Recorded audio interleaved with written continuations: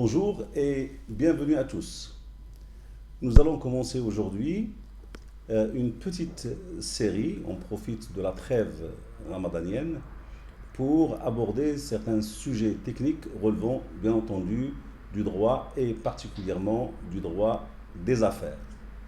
Alors on va commencer par parler d'un sujet d'actualité, toujours d'actualité. Il s'agit de la responsabilité du banquier, dispensateur de crédit, face à une entreprise en difficulté. Nous allons découvrir ce que c'est, sur le plan de la définition, sur le plan théorique, mais aussi on va aborder les questions pratiques que cela soulève.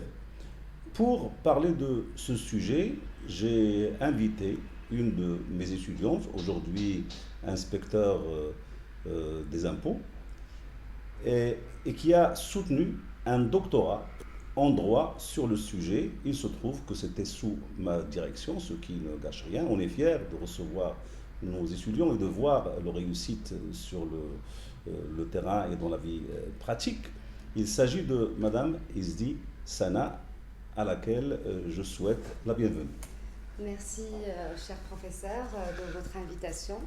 Et d'ailleurs, je suis toujours ravie et très fière d'assister à vos débats, à vos manifestations qui sont toujours enrichissantes. Bien sûr, je viens de soutenir ma thèse intitulée Le banquier dispensateur de crédit face à l'entreprise en difficulté, donc en droit français et marocain.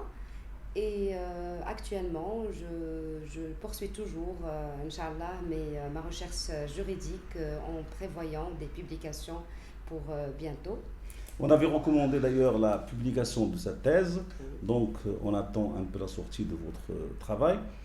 Dans cette attente, vous savez que le banquier a une lourde responsabilité. Bien entendu, il a l'obligation de financer, enfin l'obligation, la charge en tout cas, de financer les entreprises qui s'adressent à lui pour cette raison. Mais en même temps, ce travail exige de sa part une certaine prudence parce que dans certains cas de figure, sa responsabilité peut être engagée lorsque il apporte son assistance financière à une entreprise en difficulté. Alors, est-ce que vous pourrez nous expliquer cette notion? Expliquer aux personnes qui nous suivent, je ne dirais pas à nos auditeurs, on est très modeste, c'est une capsule à l'adresse des personnes qui adhèrent à notre chaîne. Bien sûr. Oui. Oui, bien sûr, la responsabilité qui incombe sur le banquier, il est vraiment, je la vois très lourde, parce que cela ressort des dispositions juridiques qui répriment en quelque sorte la réaction de ce professionnel face à une entreprise en difficulté. Bien sûr, il se trouve dans si vous voulez, un doute d'adopter une réaction adéquate. Est-ce qu'il doit maintenir ou donner un concours à cette entreprise qui est dans la situation financière et compromise? Est-ce qu'il doit arrêter ou refuser le crédit? Et autant que professionnel financier, est-ce qu'il doit se contenter simplement du conseil ou il peut se dépasser cela et se trouver encore dans la commission d'une autre faute, à savoir l'immixtion dans la gestion. Donc il y a deux étapes. Il y a la première interrogation, ça veut dire dans quelle mesure il peut financer sans prendre de risque, mais dans le cas où il prend ce risque, il risque donc de voir sa responsabilité engagée par les créanciers, je suppose. Oui, par les créanciers, parce qu'il va donner une image fausse sur l'état financier de l'entreprise, une image qui va attracter les créanciers et ils vont s'aventurer avec ce chef d'entreprise dont la situation financière est aggravée. Il va aussi donner un crédit ruineux à l'entreprise et ça va si vous voulez, aggraver les choses, ça d'une part, mais aussi il se trouve aussi dans un dilemme. Est-ce qu'il va continuer dans ce chemin de prendre ses précautions ou alors donner un crédit sans rien risquer? D'ailleurs, ce que j'ai recommandé dans le cadre de ma thèse, c'est l'instauration du principe d'irresponsabilité du banquier pour octroi au crédit aux entreprises en difficulté, à l'instar de la législation française. Parce que si on se réfère à la loi de sauvegarde française de 2005, ils ont instauré ce principe-là afin d'encourager le financement des entreprises en difficulté. Voilà, je trouve que c'est un principe qui va aider. Ça veut dire que c'est une forme d'exonération de la responsabilité. Oui, une exonération. Ce que vous voulez dire, c'est que le banquier, dans tous les cas de figure, essaiera de financer. Oui, parce que c'est pas LSA, mais son intervention, elle est très nécessaire. Parce que financer une entreprise qui connaît des difficultés, le financement, bien sûr, côté matériel, il est très important. Donc, il faut encourager cet acteur d'intervenir d'une manière dynamique, sans risquer. La seule chose, c'est que dans le cas d'une entreprise dont la situation est irrémédiablement compromise, il sera difficile de demander au banquier d'engager un financement. Oui. Parce qu'effectivement, il va maintenir de manière artificielle en fait l'entreprise. D'autres co-contractants, d'autres créanciers vont venir s'engager et engager leur crédit avec cette entreprise. Donc effectivement, il y a une responsabilité. De dire de proposer en fait de l'exonération totale me semble un peu hasardeux. Oui, non, même en droit français, il n'y a pas une exonération totale. Il y a 3 limites. Il y a bien sûr le fait d'accepter des garanties disproportionnées, le fait de ne pas, le dol bien sûr, l'émission dans la gestion. Il y a des limites qui sont prévues par le législateur afin de ne pas laisser l'exonération absolue. Donc il faut encourager, mais d'une manière limitée, raisonnable.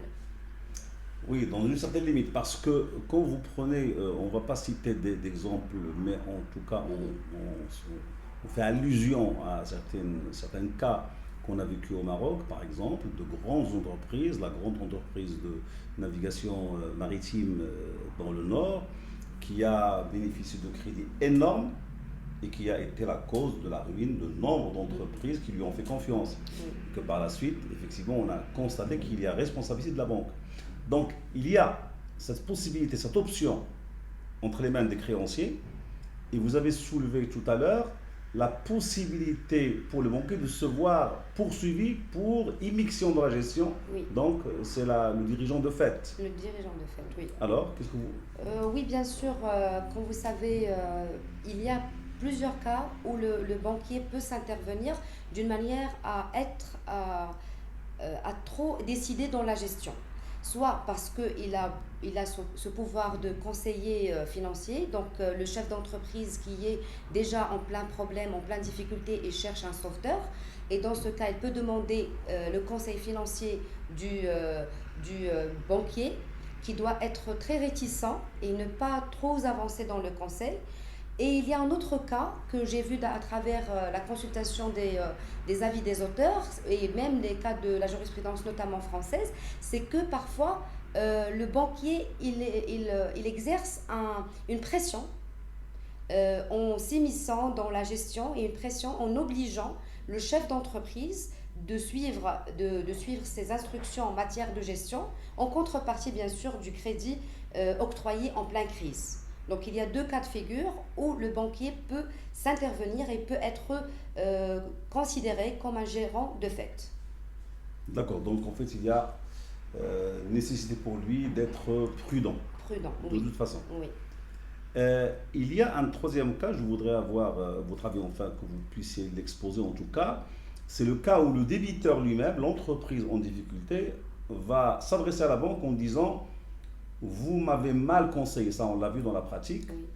vous m'avez fourni un crédit qui dépasse mes moyens de remboursement, et vous saviez que j'étais en cessation de paiement ou en tout cas en difficulté financière. Qu'est-ce que vous en pensez? Qu'est-ce que la pratique nous révèle? En fait, pour dire que le banquier était au courant de la situation réelle de l'entreprise, c'est une chose qui n'est pas tout à fait aisée.